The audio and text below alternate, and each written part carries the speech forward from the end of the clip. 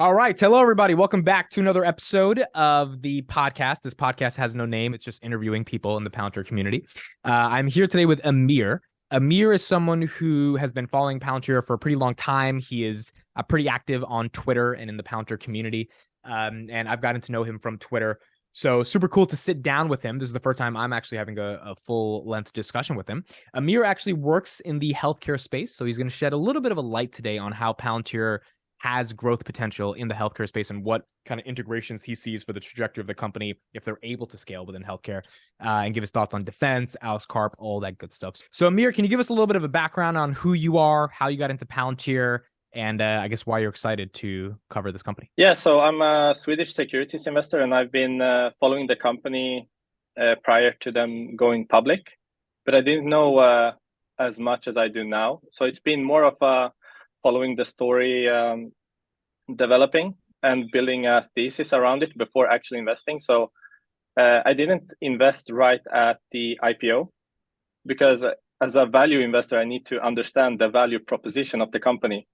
But a specific wording in the SEC filing really got to me. And it said that Palantir is striving to become an operating system across a vast amount of industries. And then they listed like healthcare, manufacturing, and so forth. And that really got me interested. And I started to try to extrapolate on the story and try to understand, okay, where is this company coming? What is the ideal scenario for Palantir?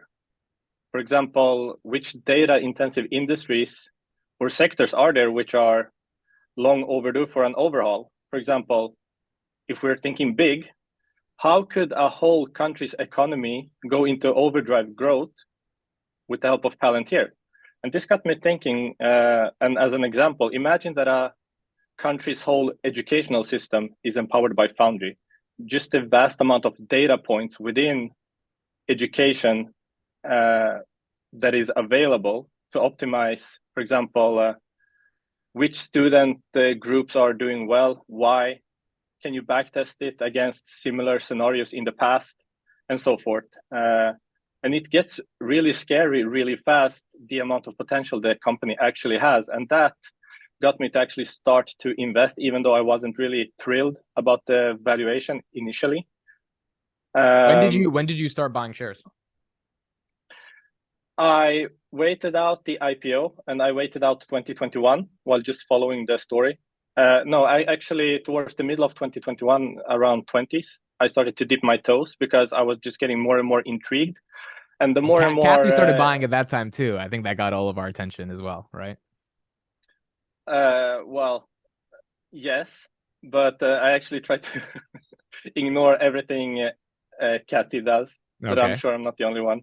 It's not quite an inverse Kramer type of situation, but I don't put much faith into her purchases. Let's just put it that way. My thing is, in 2021, when the ETF was at like $165 or whatever, and she was buying Palantir at $20, I think everyone was interested, because she was buying like 3 million shares a day, some ridiculous number. And that's when the ETF was doing well, right? Obviously, the ETF collapsed in 2022.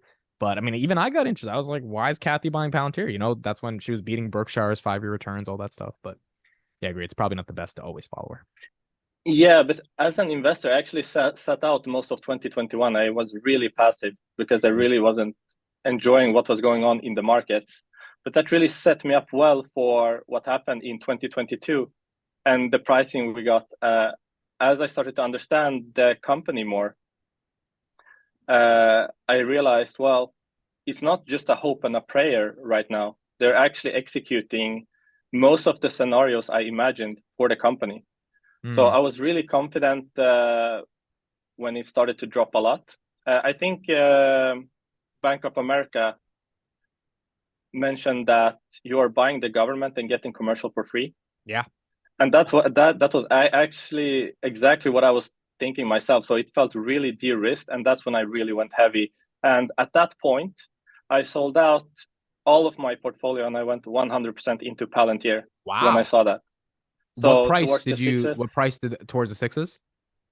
Yeah, so I was buying all the way down up to like, it went to 30% of my portfolio, 50. And I was just watching this. I'm like, this is crazy.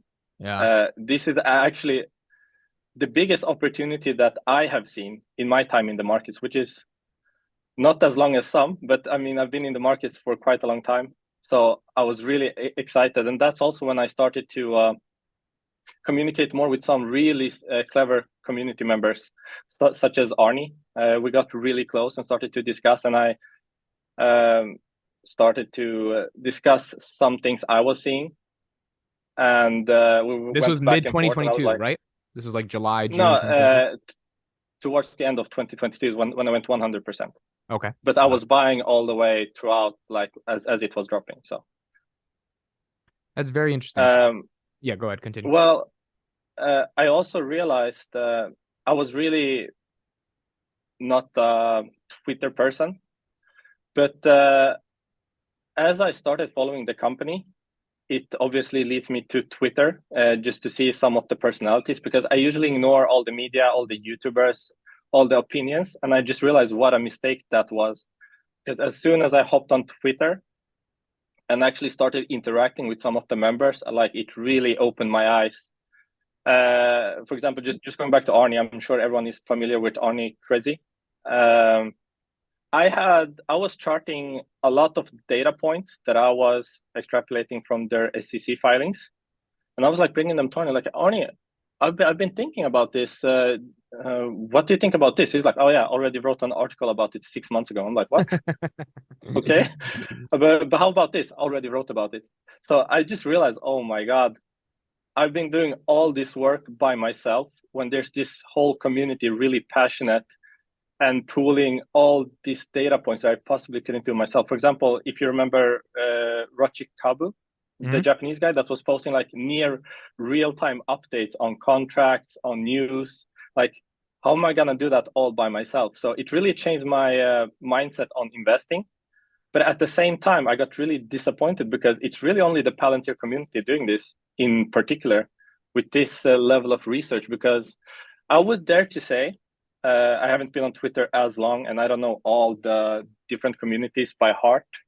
But even comparing to something like Tesla, I just think that Palantir is on a whole another level in terms of actual research. I mean, sure, Tesla has a lot of enthusiasm, a huge community, but I mean, sharing FSD videos day in and day out and thinking about robot taxi. I mean, sure, it's great, but what I've seen in the Palantir community is truly mind blowing. So, yeah, that's when Arnie convinced me to start to actually post some charts, some data points that I've been seeing, and I grew. I wouldn't say a following, but I started to see the numbers trickle in. I think I'm like at 800 followers now. And I tried to actually post like, okay, I have this Palantir type of following. They actually want to discuss Palantir. How about I trickle in some value investments that I actually also like? Like 0 likes, not even a single comment. I'm like, okay, I get it. I know what I got to talk about now. Yeah, I think Yeah.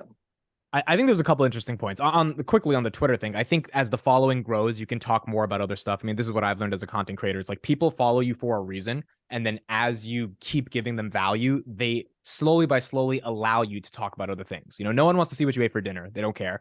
But if you've given them 10 months of value, then they might care what you ate for dinner, right? So that's just a long-term game in terms of playing content. But in terms of what you said about the Palantir community, I think that's so true. Like Arnie, obviously one of like just the gems in the community in terms of the research he does, due diligence he does, and I agree. I mean, like, look, there is a massive Palantir community because I think so many people, for right or for wrong, missed out on Tesla, like myself. We didn't get it when it was 40 billion bucks. We didn't get the thesis that, you know, and the people in 2013 on the Reddit forums, they got it. They understood it. And so I kind of feel like it's similar to that. I don't know if Palantir is going to have Tesla-like returns. I think it's going to be harder because it's not a car, not a consumer product. But the level of due diligence required to be able to understand this type of a company and have the conviction to buy it at $6, when people were saying it was overvalued at $6-7, and to be honest, if you really went through the numbers, you could argue it could have been overvalued at $7-8, just given the pure multiples that it was getting in terms of a SaaS basis. And so the fact that you understood the industry, you understood what their SEC filing was trying to say, which is like, we are actually an operating system for the industry. And then Bank of America comes out, you know, a couple months later saying, hey, everything Carp's been saying, we actually agree with, and we are giving them this premium, even though the growth is not there because we believe they'll grow into it. it must feel good to have bought it going down because everything, you believe in is kind of coming true. Well, it has a lot to do with also the company being misunderstood. I mean, even to this day, I don't think most investors actually understand the SPAC investments.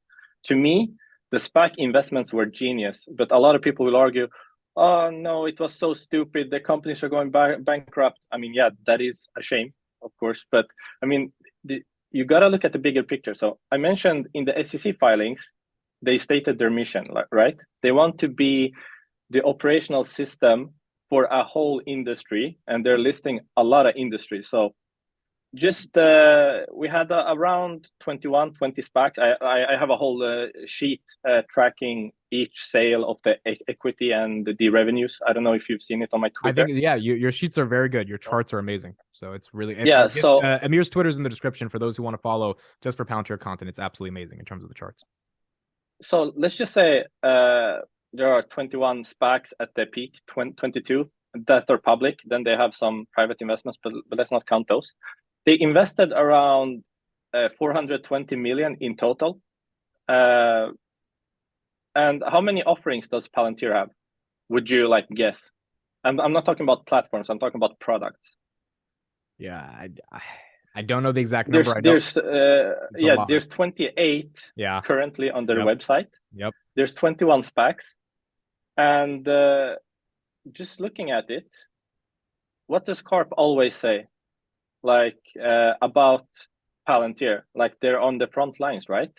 Right. So I actually looked into each one of these SPACs, their industry, what they do, and then I listed on the same sheet all the offerings, and then I started to connect the dots. Okay, where is this R&D going into? How do you put a price on what that R&D is worth? Frontline R&D. I can't do that. I don't think most people can do that. But then you have the argument, well, they just sunk 420 million into this. Yes, but it was near risk-free, a double return on the money just in revenues. Right. Obviously, we're not there yet because several SPACs went bankrupt, but they will still break even at this rate. I've been tracking this. So at most, they were down 57.7% of their whole investment. The equity has been down 90% plus. The equity is in the toilet. But actually, if you add back the revenues they've been getting each quarter, they're actually only down about 35% on their whole investment. And they are on track to actually recoup the whole investment. And then basically the R&D was for free, right? So, I mean, you have to really dig deep into these things. And the more misunderstood data points I see, the more confident I get in Palantir, if that makes sense. So the more asymmetries I see, yeah. That makes a lot of sense. I want to stick on the SPACs for a second. So you believe that being down 35% for the R&D is a successful trade-off. It's an important trade-off, especially for a company that's trying to be innovative, for a company that's not trying to acquire to get the technology, but trying to be on the front lines. My question to you is the critics, especially, our good friend from the Bear Cave, that said the SPACs was a disaster. It adds to the chaos of the company. And specifically for this reason, buying revenue from people you're investing in is not that it's unethical. It's just it's weird. What is your response to that from a business perspective? I would say it's not weird, and it's happening across a lot of companies. And actually, if you would put it this way, would you rather have them spend 420 million and not get anything? Because just looking at the contracted revenues from this, it's about a double. Around at the peak 780 million, they put in 420. That's just the base case. And then you have, okay, what if the equity actually did well? What if the equity didn't tank 97%? It would have been an outsized return, and they would have looked like geniuses, right? Right. So I don't see the bear case. What I would say that a lot of other people have mentioned as well is, well, how did they go about choosing these companies? Because some of the companies are truly well, it makes you scratch your head, right? Yeah. Bird, Faraday Future, for example, Box, Faraday. No, I can get Faraday futures, because they have the whole EV operating system platform actually operational right now, and I would guess that Faraday was a huge part of that. And the most genius thing here is that they don't have to hold the equity to get the revenues. Right. They have sold out of Faraday future.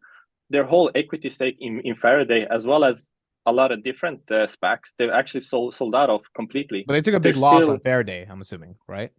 Yes. Yeah. They took a big loss across everything, more or less. But they don't have to hold it to bankruptcy, basically, is what you're saying. Yeah. No. And as long as the company stays afloat, so basically we saw Wejo try to dilute just everything to stay alive. That's what you want to see as a Palantir investor, because that means the Wejo revenue will continue to trickle in. But then you start to ask yourself, in terms of SPACs, I actually have the sheet here. So if we look the past quarter, Q1 2023, each SPAC brought in 2.8 million of revenue, so about 33.4 million total across 12 SPACs. At the peak, we were at 22 SPACs, so 33.4. And what was the total revenue? Like 550 million or somewhere around that. I don't know. 525. Yeah. Okay. So that's close to 10% of the revenue just from 12 SPACs. Right. I mean, how do you make a bear case around that? And then we're not even talking about fulfilling the whole mission, which is to be on the front lines, like battle tested software, just developing these platforms to take over a whole industry. I think it's actually genius the way they did it. The only setback is actually the companies they chose, which is unfortunate in some cases. Some companies are doing well, better, are recovering. Also, if we didn't get the whole 2022 major recession, because most of these investments were made in 2021, what would have this looked like? Would have it been such a bear case? And I think most people don't look at it that way. They just see, oh, the equity is down 97%. This is so stupid. Like, the more asymmetries like that I can spot, the more confident I feel that I have an edge on the market in terms of Palantir. And it just adds to my confidence to actually go 100% into Palantir. I'm not 100% now, but I was. And one of the reasons or reasonings behind that is just spotting these things and feeling confident in the company. Yeah, I mean, look, I agree a lot. I think that it's so interesting to talk about this because you're even opening my mind up to thinking of the SPACs in a little bit of a different way. And these asymmetries, the more you research the company, the more it's like, damn, like they're doing this, that's different. They're doing this, that's different. One of the only companies that's actually helping Ukraine, that's a real different thing. And it adds so much to a bull thesis. In particular, I think Lilium just signed a deal in China. That might be a big player in the eVTOL race. Sarcos Robotics is still doing okay. Tritium Charging got some of that money from Biden's $7.5 billion EV in the infrastructure bill subsidies, and they opened up a factory in Tennessee. So I agree. Some of the companies they picked are questionable, but the fact that they actually tried to do this, and by the way, Google and Salesforce do this too, right? They have a venture arm. It's just that Google can lose 20 million like it's nothing, right? Palantir at this point can't really lose that money as graciously, but you've got to. What'd you say?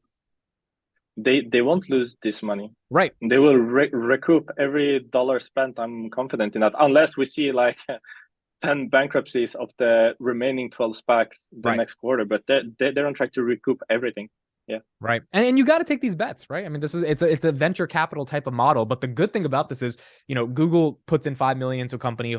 If they take off, they take off. If they don't, they don't. In this case, Palantir gives you 10, 15 million, but you have to give a little bit of that back. And you're not just giving that back in some quid pro quo. You're giving that back because you're using their software to enhance your business, and they're trusting you with their software because, their software is very selective who they give it to be able to build something innovative. So I agree. Especially if they break even on this or they turn a profit, this really wasn't the worst thing in the world, given the R&D, in the eVTOL space, for example, that they've been able to get from it.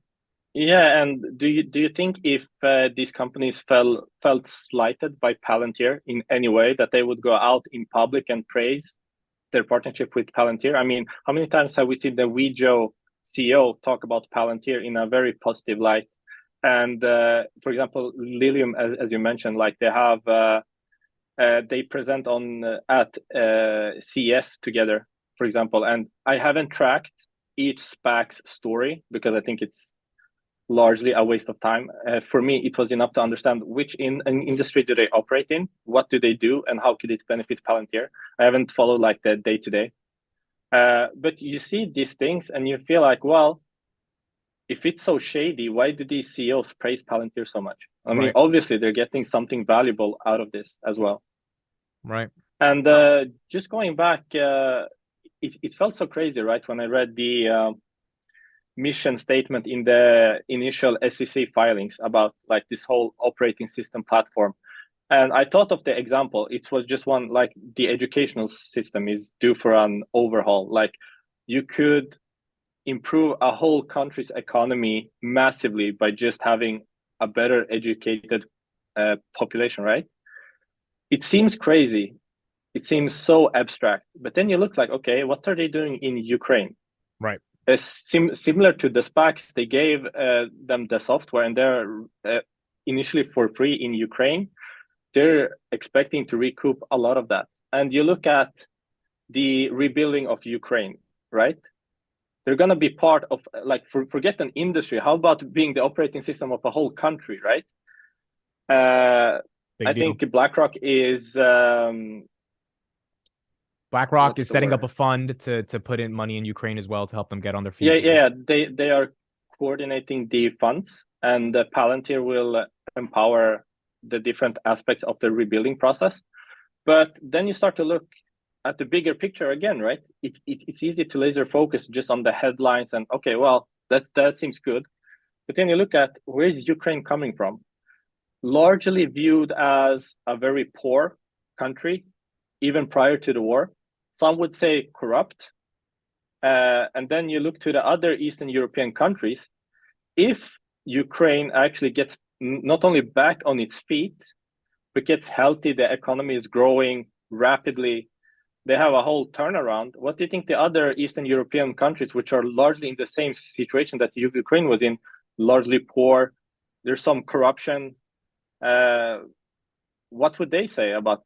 Of course, they're going to look to their neighbor and say like, well, what are they doing? Right. It's going great over there, right? So you start to put together a story, and as you watch it unfold, you get more and more confident. And Karp is one of the CEOs that's been very predictive. He has a lot of statements, and at the time, he even says so himself, like he sounds really crazy for saying some of these things. Then you watch it unfold a year later, 2 years later. So when Karp speaks, you really ought to at least perk your ears up and try to listen. And I think it's really interesting of a company to track and follow and watch unfold. Quickly, I want to ask you before we move on.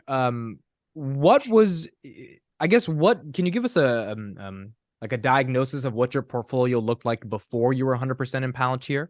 Like, were you investing in multiple stocks, dividends, ETFs? No, I have a 100% stock portfolio, and I've always had that. Sometimes I would buy derivatives. We don't have options in Sweden, but I can buy contracts, which are a sort of leverage, for example.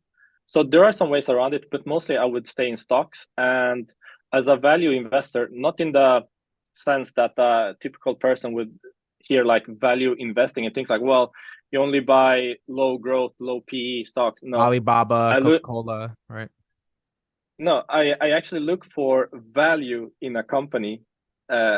Just like everything I explained about Palantir right now, I would say that Palantir is was a value investment at the levels Palantir reached.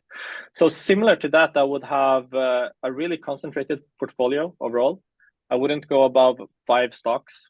It really depends because I don't really see any deals. Like I'm really picky. So I would always keep track of the markets, follow headlines, both in the Swedish markets, French, Italian, German markets, American markets. The only market which is hands off for me would be China. And we don't really have to dig deep into that, but I'm sure most listeners can figure out why that would be. So it But makes yeah, sense why you went all in on Palantir, because if you're very picky and you only followed around 5 companies, it's way easier for you to follow one company and just go all in, right? That logic. no, I follow a lot of companies, but I'm not confident in a lot of companies. That's what I'm saying. So Right. yeah. Okay, cool.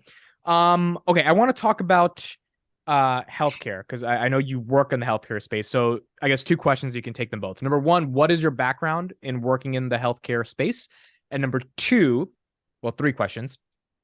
How do you think Palantir can grow in the overall healthcare market? I know that's a loaded question, so take it the way you want. And then you can talk a little bit about the NHS and what you see the implications of us getting that deal would look like. Well, it is a bit misleading because yes, I do work within the Swedish healthcare system, and it's tax funded. So it's not like in America where you have private institutions. So I'm paid by taxpayers.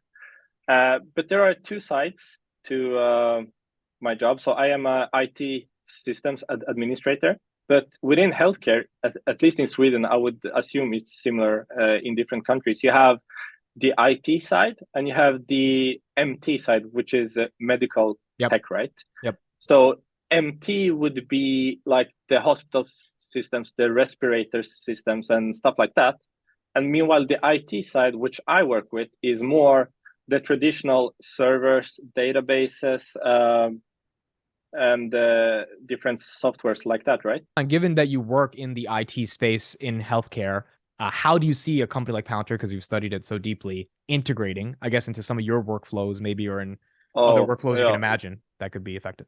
The vast amount of data points I have to try to connect and get like an outcome from, I mean, it's really taxing on your mental health. So you have like all these data systems, and then you have some modern ones, and then you need to key different data points together and like try to make them talk to each other.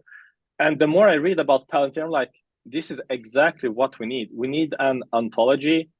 We need like an easier way to do this, because we're wasting, like the way I think about it is that, yes, Palantir might be expensive, but how many hours are we wasting on this?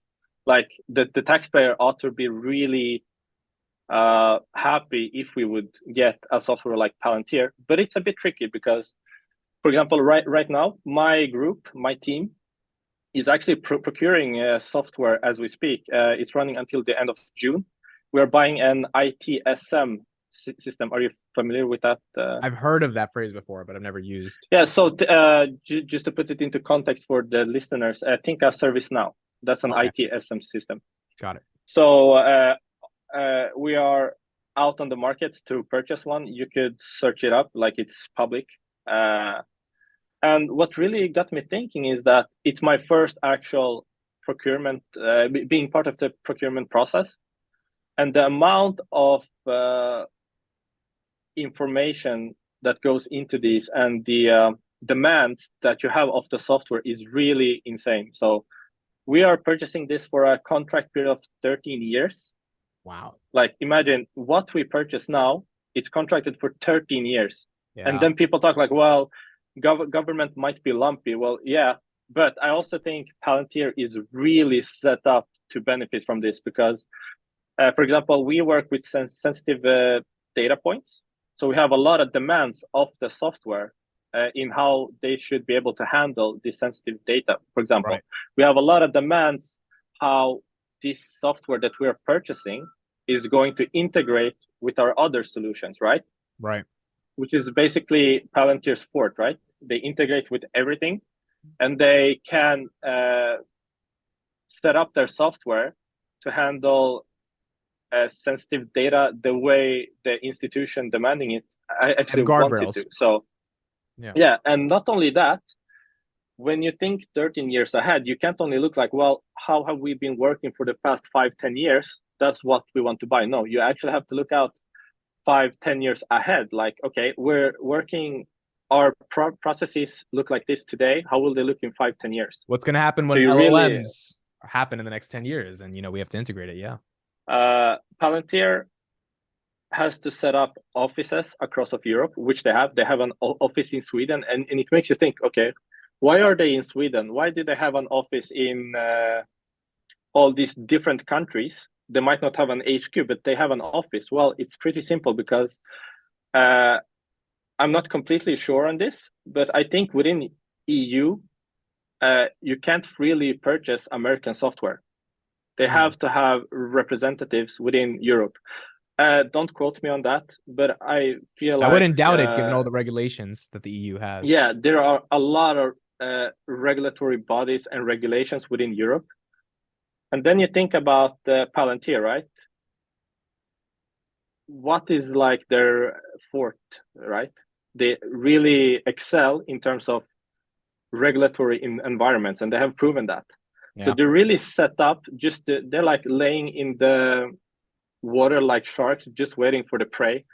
Like, sure, we might purchase an ITSM system now for 13 years, but what expiring contracts does each country have within each different governmental body?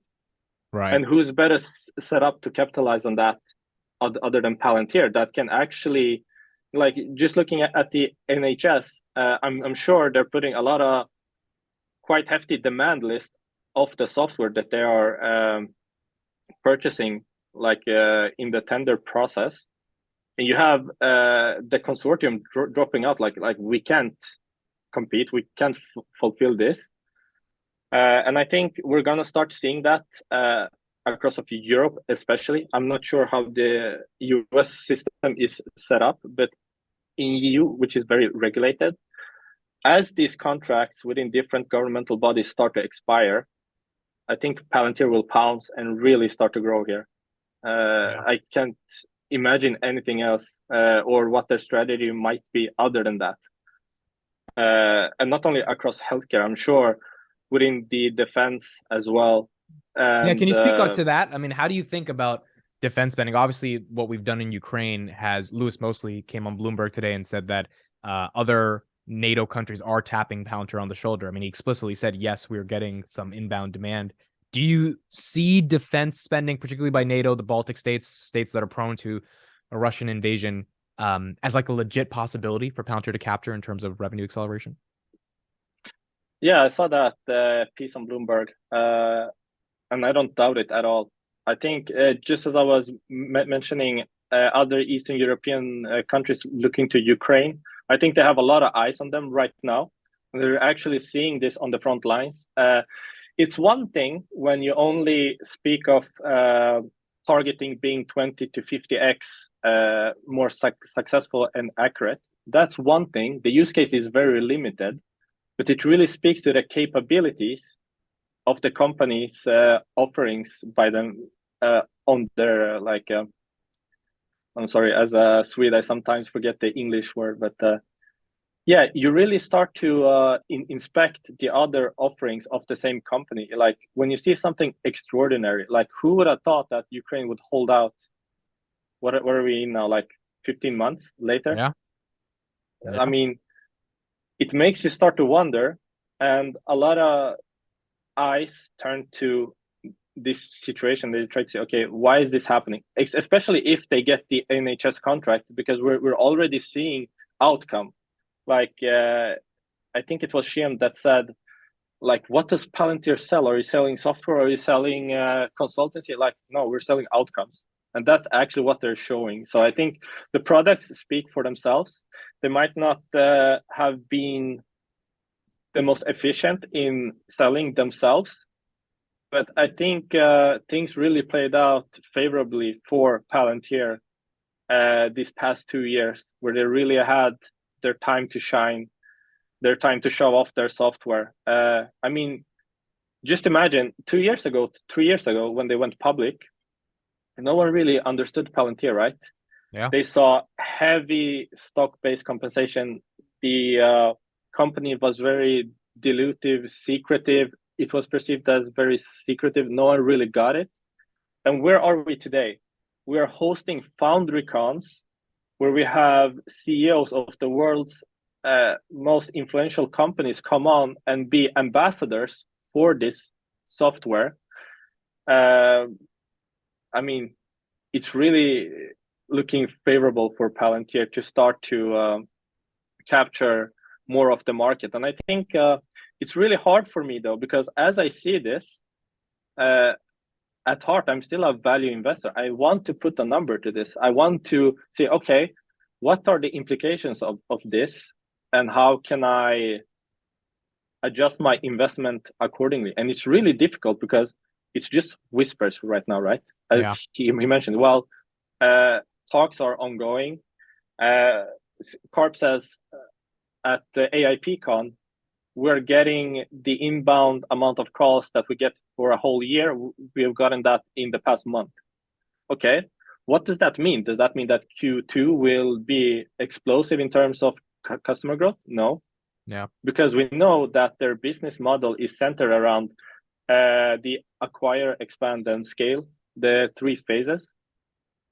And the initial phases, Palantir actually takes the brunt of the cost. Like, they go negative by hosting a pilot for the different companies. And that's why the community aspect is really powerful as well, because we can track these close to real time together with either Square's Substack. I mean, he tracks the links of the pilots, and it really tells you a lot in terms of trying to model this out, looking at the success rates, the turnover rates. For example, okay, we have 100 pilots ongoing. A year ago, we had about 30 simultaneously, but we know that about around 60% converted into actual contracts. And you start to extrapolate on the numbers and try to value that. So I think I've never come across such a complex yet fascinating company as Palantir in that regard. What is your response to those that call it a consulting firm, that the forward deployed engineers aren't really effective from a valuation perspective? It should be valued like a KPMG or Deloitte or a Booz Allen Hamilton. How do you kind of reconcile that argument? At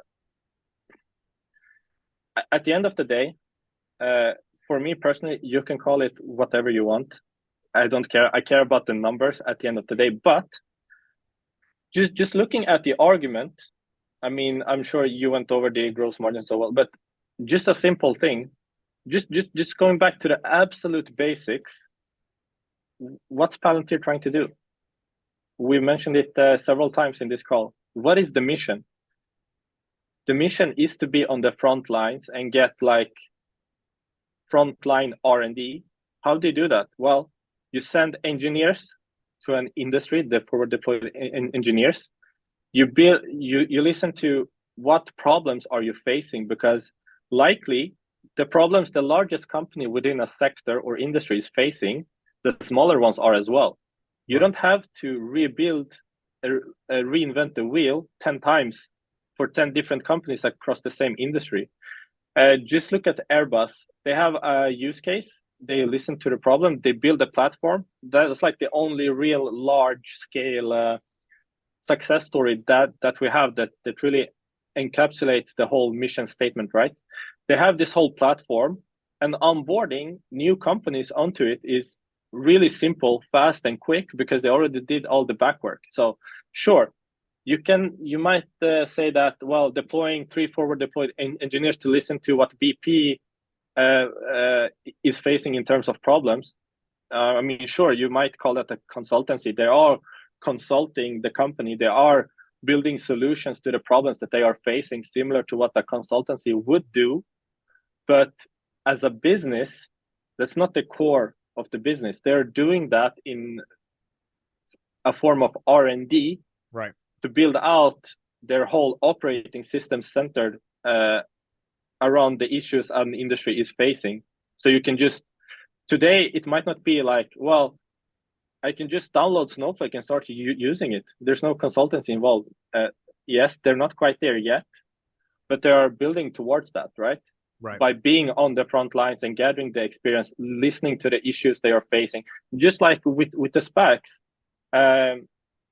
I'm sure in the R&D process with the SPAC in industries, they listen to, okay, what issues are you facing? Are your competitors facing the same issues? How can we resolve this? And then you just scale after that. So just like they onboard a customer in an acquire phase, expand, and scale phase, I think you have to look at the sales cycle and the business development cycle in a similar way.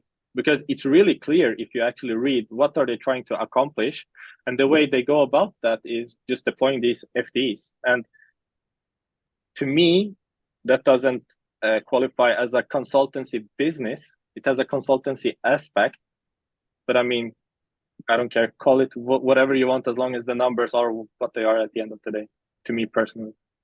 What are your thoughts on I don't even know if I want to call them competitors, but just like other players in the SaaS space, like a Snowflake, a Databricks, which is private, not public right now. I mean, to me, my quick thoughts are that they're very richly valued. Obviously, Karp has mentioned these guys by name, and even Karp doesn't think of them as competitors. Karp just thinks of them as like people that he has to compete with in some of these sales calls, and it's kind of absurd he has to compete with them because he's like, they're just selling you, in his words, a steak dinner and a PowerPoint versus something that's actually going to transform your organization over the next 2 decades.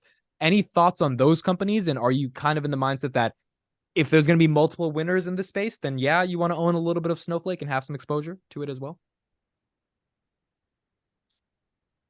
Well, you can't just pull all the companies and put them in the same basket, because Snowflake is not PowerPoint. It has a specific use case. But on the other hand, if you look at this, what is called Scale AI, that's Yep. a steak dinner and the PowerPoint. They're not even in the conversation. They just, as C3 AI is what I would consider a PowerPoint. Like they upsell what they actually do and say they do things they don't, in a very shady, scummy way. I actually, I wouldn't say history, but Tom Siebel, which is the CEO, sold a CRM system to Oracle called Siebel, Yep. funnily enough. Yep. And that system is a pile of garbage. And he sold it as something as it really wasn't. And Oracle, I mean, really got scammed. And you really have to look out for this. I would say, in terms of competitors, there's not really one. I know that you've been discussing PayPal recently. I think it's a similar situation. People look to PayPal like, well, they have all this competition. You have Cash App, you have Apple Pay, like Google Pay. Well, like, yes, in segments they do have competitors. Like just looking at Palantir aggregating data. Sure, there are competitors, but there's no one that does it all. So there's no true competitor. While there might be competition within a segment, I mean, you can't really escape that. Especially as you see these headlines mentioning that this industry will grow 30% compounded for the next 10 years. Yeah. That breeds competition by default. Like you will see Shamat come out with new SPACs. Well, I don't know, but I mean, you get the picture, right? That where there is growth, there will be innovation and there will be key players. But I mean, just look at everyone was really scared when Microsoft came out with their what's it called? Fabric. They really called it they call it something really stupid with the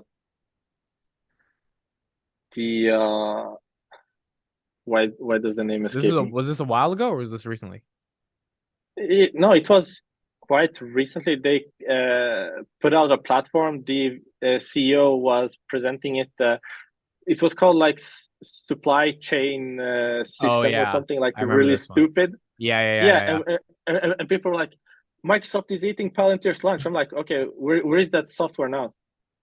Like, where's the lunch that's been eaten? I mean, people really need to calm down, not ignore the competition, or like even within segments. If you look at, for example, PayPal and Apple Pay, yes, Apple Pay is growing, but if you look at the past 3 years, actually PayPal has grown their market share compared to Apple Pay. So you really need to look at these things and analyze them, and not just get upset and be like, well, this company is eating this company's lunch. I mean, it doesn't really work like that in the business world. But yeah. it's not to be ignored completely either. But I don't really feel that Palantir is threatened anywhere. Today, no one truly does what they do. There are some companies that do parts of what Palantir does. There's no suite. There's no one striving to be a whole OS for an industry, right? I mean, when we look at Foundry and FoundryCon, we see all these different use cases across these different industries, these different CEOs that have turned advocates for the software, they turn ambassadors. And then you look at, okay, but what about the development side, that what we've seen from CodeStripe, for example? Right. I haven't seen anyone discuss that at length since CodeStripe. No one even talks about it, like the whole development suite. No one talks about that. I mean, there's so many parts to this that today I struggle to see any true competitor, and I'm not too worried. Yeah, and when I had an elementary understanding of them 2 years ago, it's so funny because like now I think my understanding is much more in depth, but it's the same thesis. I was like, I think the software can be used in every industry across the entire planet. And like in 2021, that was my thesis. I really didn't fully get it, but I was just like, I feel like they can be used everywhere. And when you say there's no competitors now, it's really because when you build a product that can be used everywhere, it's hard to imagine a competitor that can do what Palantir is doing for the Cleveland Clinic and also do it for Cisco, and also do it for Ukraine, and also do it for the UK Ministry of Defense, also do it for the NHS, also do it for BP. It's just like, and it's just not naming clients, it's naming actual results clients have gotten at such a transformational level that you imagine that scaling. And it could be really exciting. Go ahead. Yeah, but as an investor, you also have to ask yourself why. Why aren't we seeing more people do this? Because we know that the back work needed to reach that point simply isn't worth it for most businesses out there. I mean, why would Microsoft go out on an endeavor to replicate Palantir when we know that, according to CARP, it's at least 5 years out with the best engineers, sink all these costs, and that's just to get where Palantir is today. So it takes 5 years to get where Palantir is today. Where is Palantir in those 5 years? I mean, they're not sitting on their hands. We're seeing constantly more and more product offerings. If you read the SEC filings, I was gonna tweet this actually just yesterday, but I got caught up. But there's a line that says we are looking to platformize different offerings that we have. So they're making products out of things that they integrate to other customers and selling that. I mean, why would anyone try to compete with this? Like, it doesn't seem really feasible from a business point of view for the players which actually could compete if they wanted to. Yeah. Such as a Microsoft. I mean, why would they go on that endeavor? But I do get that. Well, you could compete in the segments, like do part of what Palantir does, sure. I mean, we won't get away from that, but as a whole, no. So, okay, so kind of my last question for you is, I guess, a two-parter. How do you feel about GAAP profitability, S&P 500 catalysts coming up? And second, do you think revenue acceleration, or I guess the better way to frame it is, why hasn't revenue growth been as good as we want to see? I know 2 years ago it was 41%, and last year I think it was 22. Now they're projecting 18. Do you think that's sandbagging? Do you think it's going to get back to that 30% CAGR? How do you see that playing out? I'm going to start with the second one because it's early morning here, so I already forgot the first one. So can you just note that and circle back? So in terms of the revenue growth, I still, in my models, have 4.5 billion by 2025, because this has been reiterated by CARP even after they redacted their 30% goal CAGR target that they've been having in each quarterly presentation up until Q1 2022, right? Yeah. But towards the end of the summer in 2022, he was on a CNBC interview and they asked him, well, why did you retract the 30% CAGR growth target? He says, we can't have predictability in the quarterlies, but I'm still steering the company to 4.5 billion by 2025. Correct. So that's what I have modeled, and that is around a 31% CAGR if I extrapolate that to 2027. So that's what I use in my model, which might seem crazy, but I actually don't think it is. Prior to AIP, I could struggle to see, okay, how are they going to re-accelerate this? Because a really concerning thing for me was that the whole business model is centered around the customer count, right? Yeah. The customer count growth rate really has been de-accelerating since 2021. Instead of growing their customer count by 22%, it went down to, I think, like, I don't have the numbers in my head, but just as an example, like 18. And then the next quarter, 15, 5. I think they're down to about 6% customer count growth the past quarter. And that really explains why we haven't seen the revenues grow at all. But with AIP, I can start to see how they will reach the 30% CAGR growth again. And I can see how they will re-accelerate the net dollar retention, because they can upsell. Funnily enough, since they started including net dollar retention in their slides, it's only ticked down. Yeah, it hasn't gone up a single time since they started reporting on it. But as I start to see the story unfold, I can start to see how they will reach those targets. So I'm not too worried. I think they're sandbagging, to answer your question, yes. But I think also my biggest bear thesis for the longest time was the whole narrative around Palantir. Because it affects the whole sales cycle and how the company is perceived. If you're seen as this, like, I mean, we have the Ross Gerbers of the world, the Foxgloves of the world. And people don't really Wall Street doesn't take the time to understand this company even today. I mean, the revenue is kind of secondary. You can't just look at the revenue growth, because the business model is not one that paints the picture by simply looking at the revenues, right? What you have to look at is the customer count and the net dollar retention to really grasp it as a whole. And that's why I was really concerned seeing the growth rate of the customer count really go down. Like, sure, the customer count increased, but if you really looked at it, it was a bit concerning. And I was struggling to justify Carp's statement, like, well, we are guiding to 4.5 billion in 2025. I was like, I'm not seeing it. I have it in my model as a base case, but I'm not seeing it until they came out with AIP. And now suddenly I can actually see how they will reach that. Right. Especially when Carp is as arrogant enough as to say, our plan is to capture the whole market. I don't think he's a guy that wants to stand up in front of investors in 2027, 2028 and say, A, we didn't capture the whole market, or we didn't really try our hardest and we kind of just failed because our sales cycle sucked or whatever. Or B, I said we would get to 4.5 billion and we're at 3.3 billion because of, like, he doesn't seem like a guy that makes excuses. Neither does Peter Thiel. And for anything you guys want to say, the world wants to say about Thiel and Carp, they get shit done. Thank you so much, Amir, for being on. This was awesome. I think you definitely gave me and everyone who's listening a totally different way to kind of think about the SPACs, think about the thesis. Especially, I like your story because you knew them before IPO. You didn't buy because it didn't seem attractive enough from valuation or metrics, whatever, but you kept researching them.